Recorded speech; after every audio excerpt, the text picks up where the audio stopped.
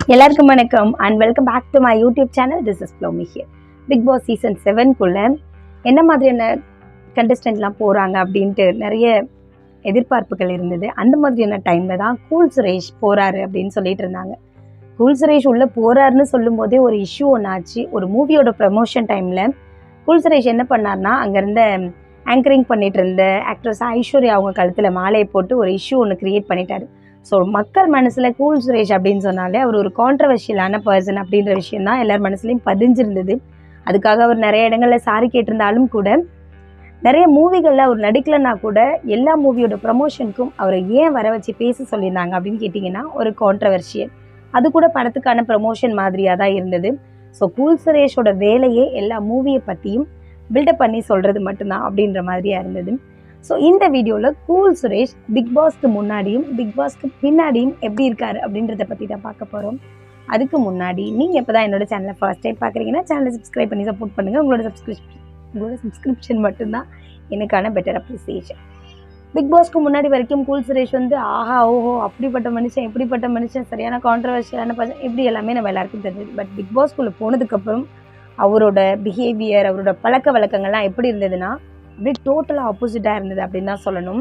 ஏன்னா எல்லாரும் என்ன எதிர்பார்த்தாங்கன்னா, டெய்லி ஒரு பிரச்சனை பண்ணுவார், டெய்லியும் ப்ரொமோவில் வருவார், ஸோ மக்கள் மனசில் நிறைய ஹைப் க்ரியேட் பண்ணுவார் அப்படின்ற மாதிரி தான் இருந்தது. அதுக்கு ஆப்போசிட்டாக பிக் பாஸ்குள்ளே அவர் எப்படி இருந்தாருன்னு கேட்டிங்கன்னா, ரொம்ப அமைதியாக ரொம்ப நிதானமாக விளையாண்டார்.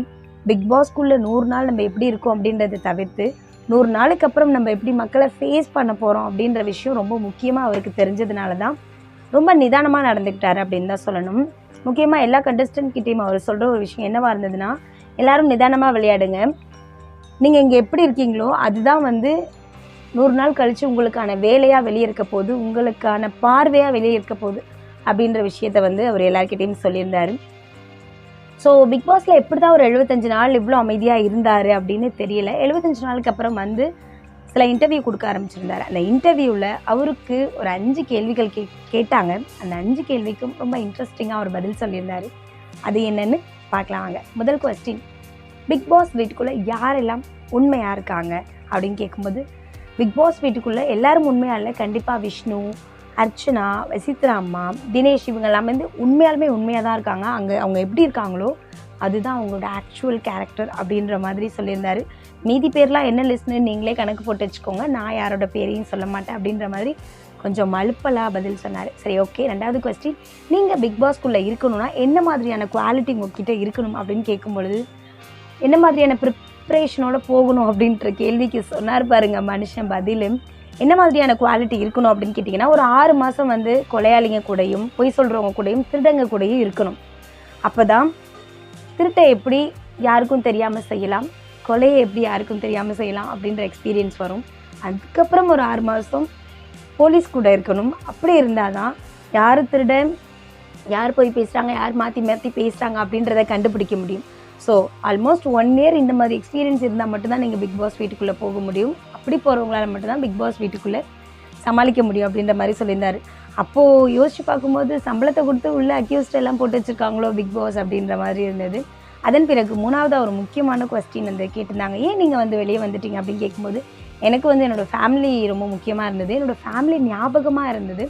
ஸோ என் ஃபேமிலியை விட்டுட்டு என்னால் இருக்க முடியல. நான் வெளியே வந்ததுக்கப்புறம் என் ஃபேமிலியில் உள்ளவங்களாம் நீங்கள் ஏன் வந்தீங்க, நாங்கள் தான் மேனேஜ் பண்ணிக்கிறோன்னு சொன்னோம்ல அப்படின்னு என் மேலே கோவமாக இருந்தாங்க. எனக்கு தெரியும் அவங்க நான் இல்லாமல் மேனேஜ் பண்ணிக்குவாங்க அப்படின்ற விஷயம், பட் அவங்க இல்லாமல் எனக்கு கஷ்டமாக இருந்தது அப்படின்ற மாதிரி சொல்லியிருந்தார். அதன் பிறகு யார் பிக் பாஸோட டைட்டில் வின்னராக இருப்பாங்க அப்படின்னு கேட்கும் பொழுது, யாராக வேணாலும் இருக்கலாம், நானாக கூட இருக்கலாம், ஆனால் நம்ம யாருன்னு கெஸ் பண்ணி வச்சுருக்கோமோ அவங்களா கண்டிப்பாக இருக்க வாய்ப்பே இல்லை. எனக்கு முந்தானத்து ஒரு கனவு வந்தது. அதில் வந்து நான் டைட்டில் வின்னராக ஆன மாதிரி கமல் சார் என் கையை பிடிச்சி தூக்குன மாதிரி ஒரு கனவு வந்தது. ஸோ அதனால் அது உண்மையாயிடும்னு சொல்ல முடியாது.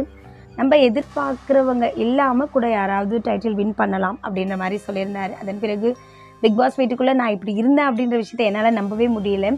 ஏன்னா பிக் பாஸ் வீட்டுக்குள்ளே இருக்கணும்னா ரொம்ப பொறுமை வேணும், ரொம்ப சகிப்புத்தன்மை வேணும். இது எல்லாத்தையும் எனக்கு இருக்குது அப்படின்றதே பிக் பாஸ் வீடு தான் எனக்கு புரிய வச்சது. எனக்கு சப்போர்ட் பண்ண மக்கள், ஆக்டர், ஆக்ட்ரஸ், டிரெக்டர்ஸ், கேமராமேன்ஸ், அப்புறம் பிக் பாஸ் டீம் எல்லாருக்கும் ரொம்ப நன்றி சொல்லிக்கிறேன் அப்படின்ற மாதிரி எல்லாம் கூட சொல்லியிருந்தார். அதன் பிறகு லாஸ்ட்டாக அர்ச்சனா அவங்க அப்பாவுக்கு ஒரு விஷயம் சொல்லியிருந்தார்.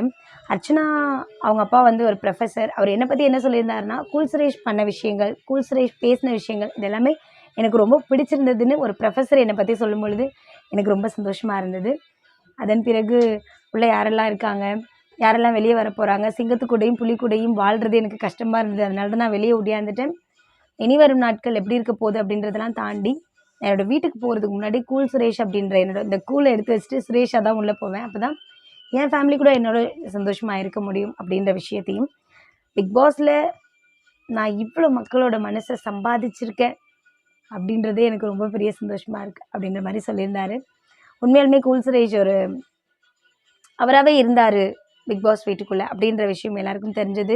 அது மட்டும் இல்லாமல் இந்த ப்ரொமோஷன் டைமில் அவர் ஆச்சு ஊச்சுன்னு கத்துறதெல்லாம் வந்து அந்த மூவியோட ப்ரமோஷனுக்காக அப்படின்ற விஷயமும் தெரிஞ்சது. ஸோ மனுஷன் இதுக்கப்புறம் நிறைய வாய்ப்புகளோட ஜெகஜோதியாக வாழ போகிறாரு அப்படின்ற விஷயமும் தெரிஞ்சிருக்கு. எனிவே அவருக்கு நம்ம ஆல் தி பெஸ்ட் சொல்லிக்கலாம். அவரே எவிக்ட் ஆனது உங்களுக்கு பிடிச்சிருந்தா பிடிக்கலையா அப்படின்ற விஷயத்த கண்டிப்பாக கமெண்ட்ல சொல்லுங்கள். தேங்க்யூ. என்னால் அது எப்படி சொல்கிறதுன்னு தெரியல. அதனால தான் நான் வெளில வந்துட்டேன். உண்மையாக இருக்காங்கன்றவங்களோட பேர்களும் சொன்னீங்கன்னா நல்லா இருக்குண்ணே. உண்மையாக இருந்தவங்க விஷ்ணு, அவன் உண்மையிலே ஹீரோ. ஜாகா போட மாட்டான், உண்மையாக பேசுவான், தப்பு நடந்தால் அதை தட்டி கேட்பான். அப்புறம் தினேஷும் அப்படிதான் உண்மையாக இருக்கிறாள். முடிஞ்ச வரைக்கும் நம்ம மேலே தப்பு வரக்கூடாது அப்படின்றதுக்காக இந்தியன் தாத்தா மாதிரி ரொம்ப நேர்மையோடு இருக்கணும், ஸ்ட்ரிக்டாக இருக்கணும் அப்படின்னு நினைக்கிறாள். அப்புறம்